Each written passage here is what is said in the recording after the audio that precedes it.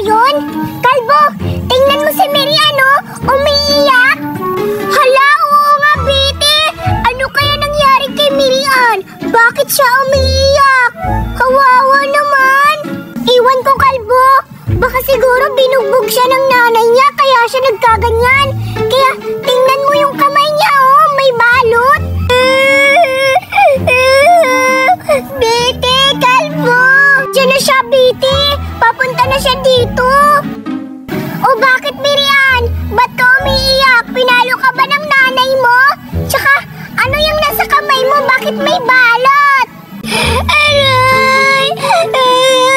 Ang sakit-sakit!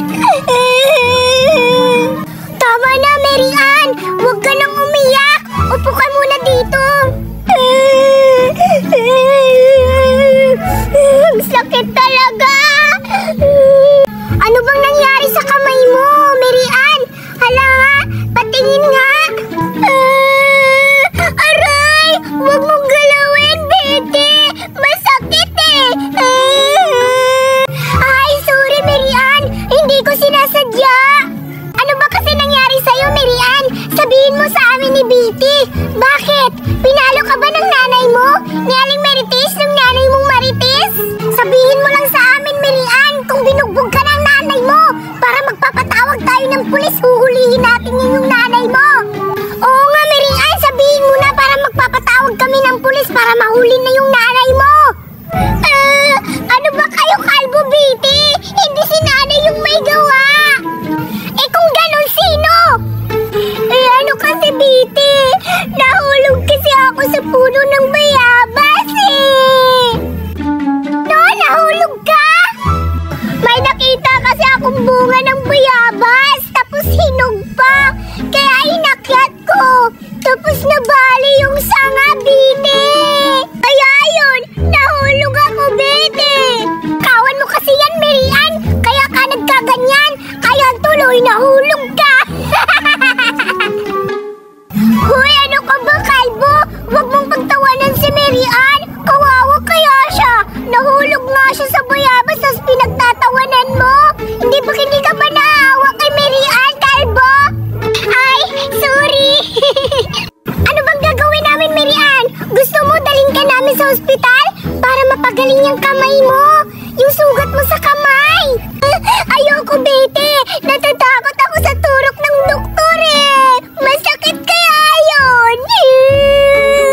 Hala, paano ka gagaling yan, Mirian, kung hindi ka magpapa-hospital?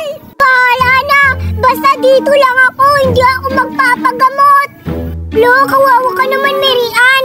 Eh, ano ba dapat namin gawin? Sabihin mo. Dalhan niyo na lang ako ng pagkain, yung chocolate at laruan, para maging malusog ako. Hala, grabe ka naman, Mirian. Laruan talaga, chocolate? Yun talaga yung gamot mo? Oo, sige na. Yun na nga lang yung gamot ko. Hindi niyo pa mabibigay sa akin. Chocolate lang, tsaka laruan. Oh, sige na, Mirian.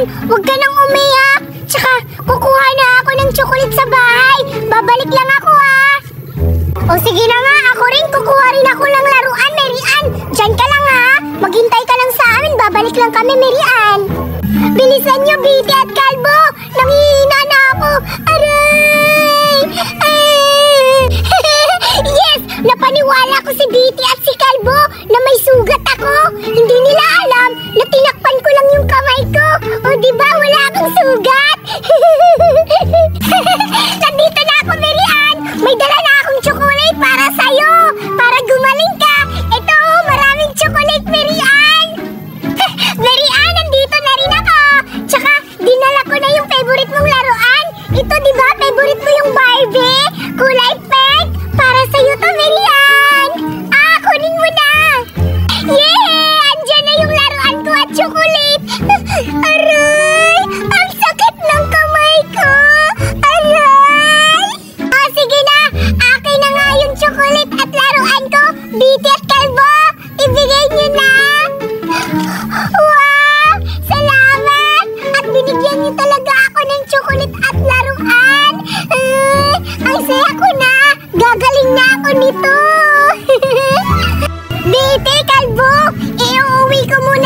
chocolate at laruan ko. Babalik lang ako, ha?